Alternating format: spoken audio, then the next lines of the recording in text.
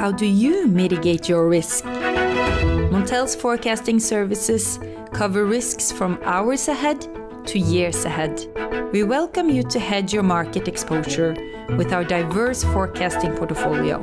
Contact us at sales@montelnews.com for more info and a free trial.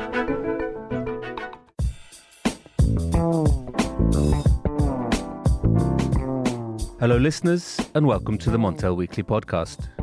Bring energy matters in an informal setting. Today, we are returning to subjects that will be familiar to many of you. The expansion of renewables in the Nordic region and the financing of green energy. In particular, we will delve into power purchase agreements, or PPAs as they're more commonly known, and focus on current trends. What's new, what's hot, and what's not.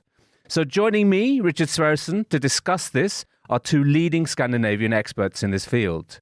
Mia Bodin of Bodecker Partners and Paul Orstavik of Kinect Energy. A warm welcome to you, Mia and Paul. Thank you very much. And thank you for inviting me. Thank you, Richard. How is life for you guys in this COVID pandemic? How are you dealing with this professionally and personally? I think from our side in Sweden, we've had less restrictions than many other countries. So probably a little bit easier for us to live our lives not normally, but at least a little bit more normal than in other countries. So doing pretty well, all friends and family well. So very thankful for that. And work is ongoing, not as usual, but pretty good at least. That's good to hear. And you, Paul? Well, most of the same, but what I can say is that we at World Connect work with a, so to say, an international team. So we are all based in different locations, kind of like anyway. So this of working and not see each other in person, it's not such a big difference. It's more not seeing my other colleagues are hard, but it's not been so much of a difference.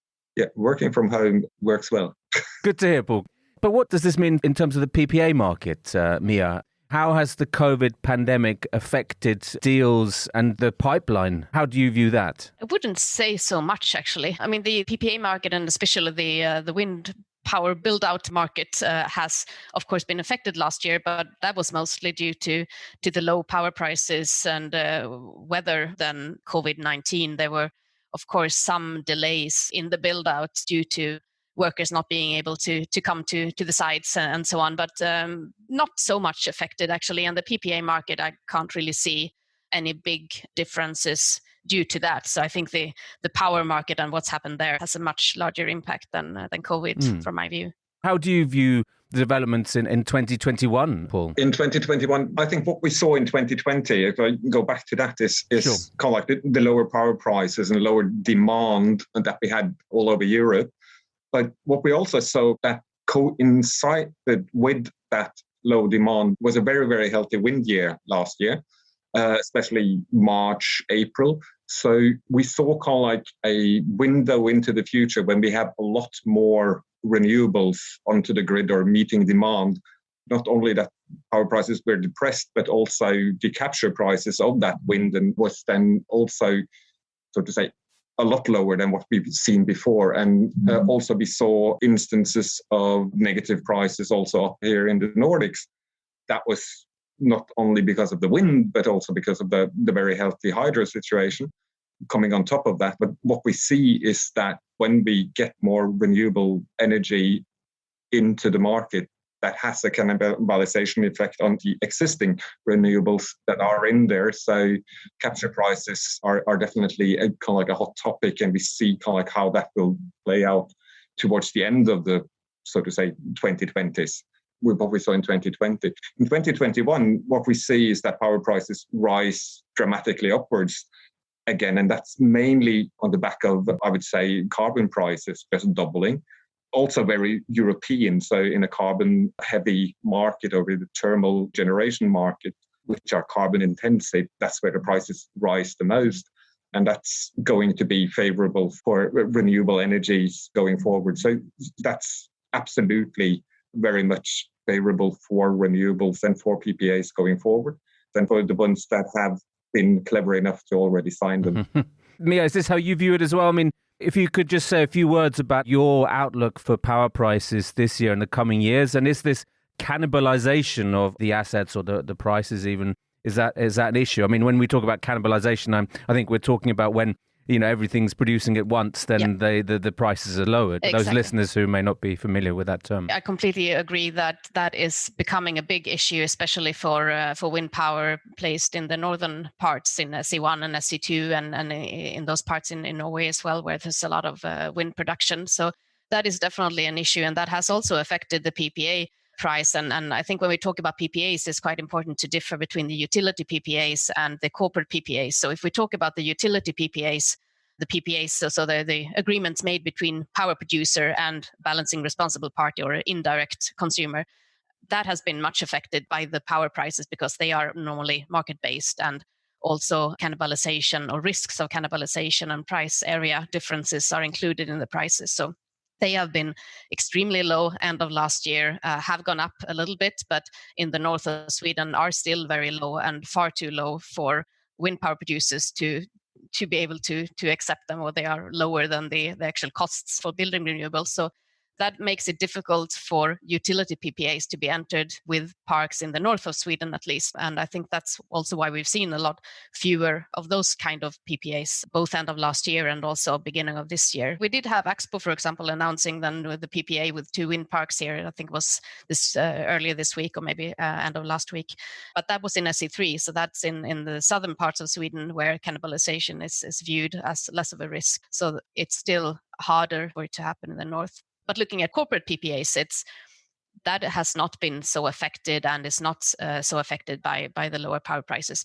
Those are more based on costs of building wind or solar and what the off-taker is willing to pay. And what they are willing to pay is more dependent on long-term historical prices and what they believe in the future, looking at forecasts and so on, more than actual prices at the moment. Absolutely. I mean, do you have a view? I mean, Paul was talking about the rebound in wholesale prices, in line also with higher carbon prices. What's your view here in the short to medium term for the Nordic region? The higher carbon prices is not just an uptick, a temporary uptick that is probably there to hold. I mean, there's a lot going on in the EU there, so I don't think we'll see much lower prices from that side. So definitely a better year than last year. It's definitely what we hope for, but it's a little bit too early. The hydrological balance is still high, so that's of course still.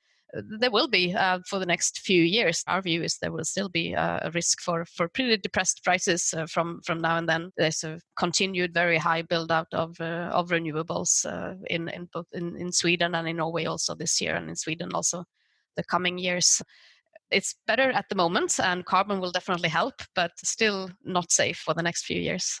What's your view here, Paul? I mean, we talked a little bit about northern Sweden and the effect that high renewables rollout is having there and on the area prices in northern Sweden. Can you give some indication what's happening in Norway and the rest of the Nordics as you view it? What we say is carbon prices would mainly affect a carbon-intensive, so to say, grid, which is not so much so in Norway and Sweden, as the renewable part or share is so high anyway.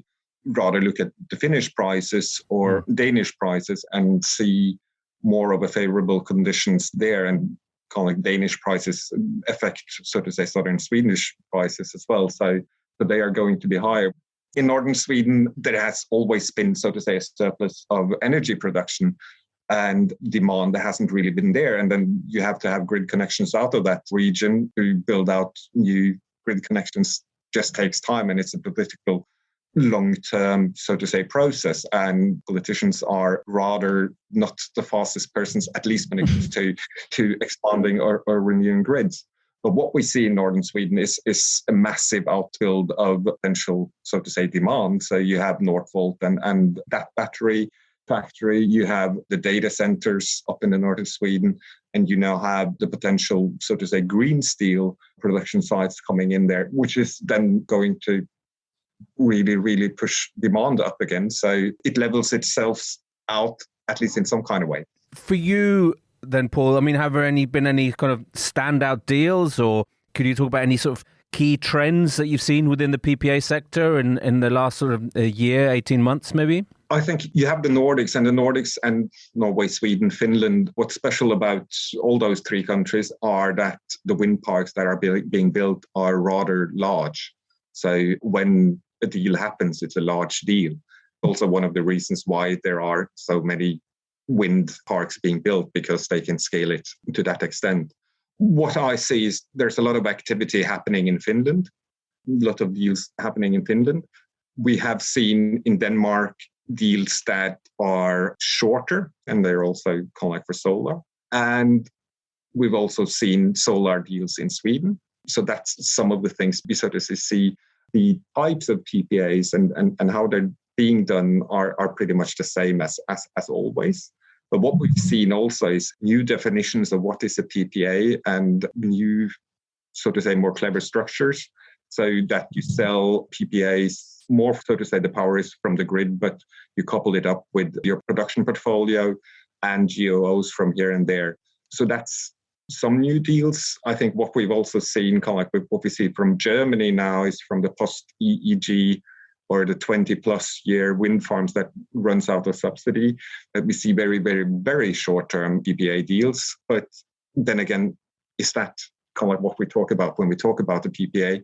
Because then it comes down to the definition. Is it adding new renewables, or are you as a corporate adding or help the PPA be a bankable PPA so that it gets built?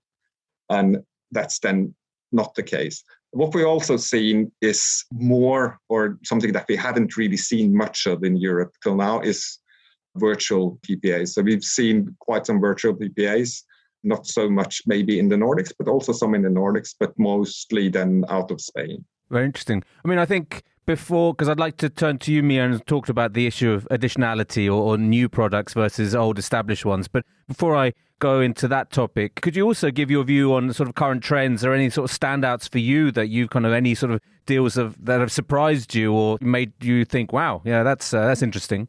Not really one or two deals specifically that stands out. Maybe I agree with Paul. There's a bigger variety. I think that is one trend we definitely we can note on timing. Everything from, in Sweden at least, 5 years to 15 years. Also smaller volumes coming in. We've had, of course, the Google and Norsk Hydro and the larger ones for many years, but we've also seen now coming from solar also in Sweden, and down to 40 gigawatt hours a year also from wind power. So it's I think the smaller corporate PPAs are coming, and maybe solar is leading the way a little bit there. And if you've done it with solar, it's faster. It can be up and running within a couple of years, but kind of learning how the PPA market works and spreading, and that can also spread to PPAs for smaller wind parks. So that's definitely one trend. And also more sectors coming in. We've seen local municipalities being interested, real estate, smaller industries, then maybe turning to solar first, and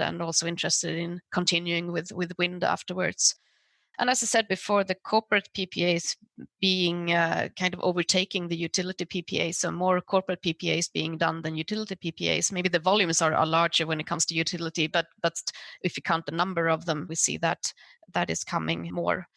Maybe not completely related to PPAs, but more on the wind power, and then indirectly relating to PPAs. At least in Sweden, the attitude, I think, has changed a little bit starting end of last year, beginning of this year, towards a bit more positive attitude to wind power build out and to PPAs in general, probably related to all the industry announcements of industry electrification, and that they've shown that we need a lot of wind power and a lot of, well, not only wind, solar, all renewable. We need a lot of renewable power in Sweden, and that will kind of draw industries to the country, and that it will help industry reducing their carbon footprint. So I think that trend is we start to see, and that will also make it more positive for corporates to enter into PPAs.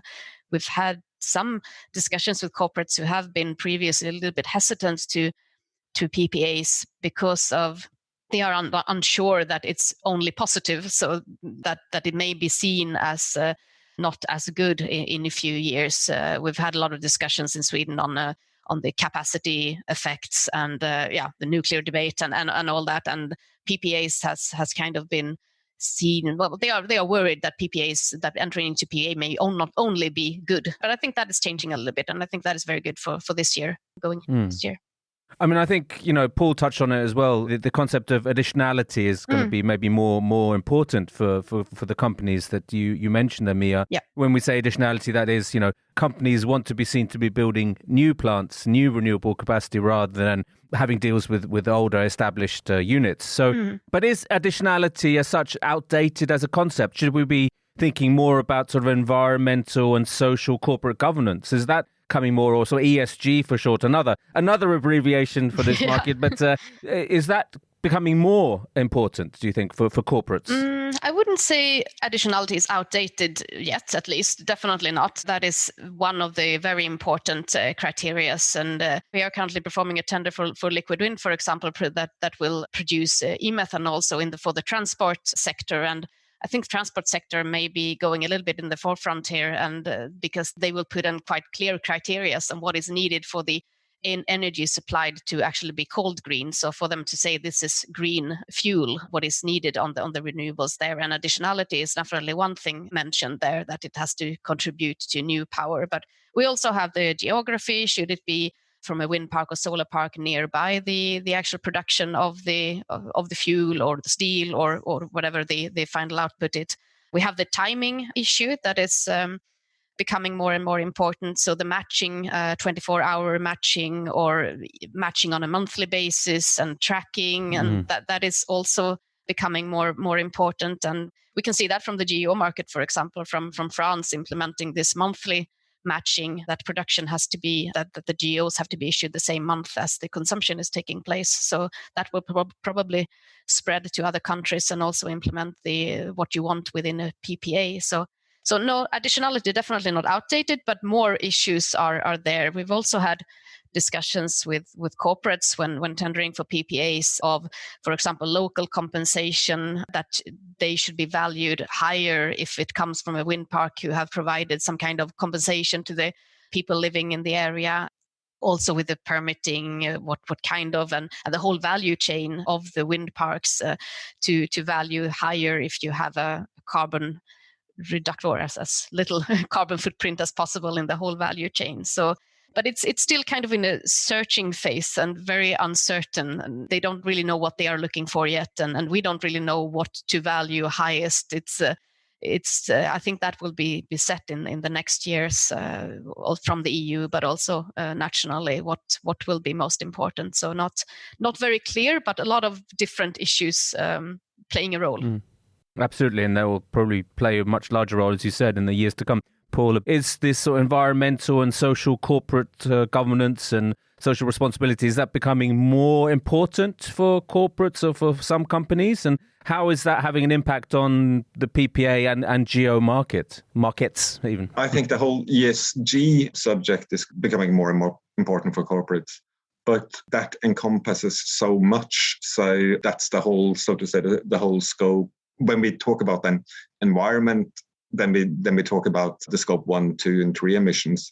And when we talk about the PPA, we're mostly talking about the scope 2 emissions, so the emissions from the energy that is, or electricity that's being bought in.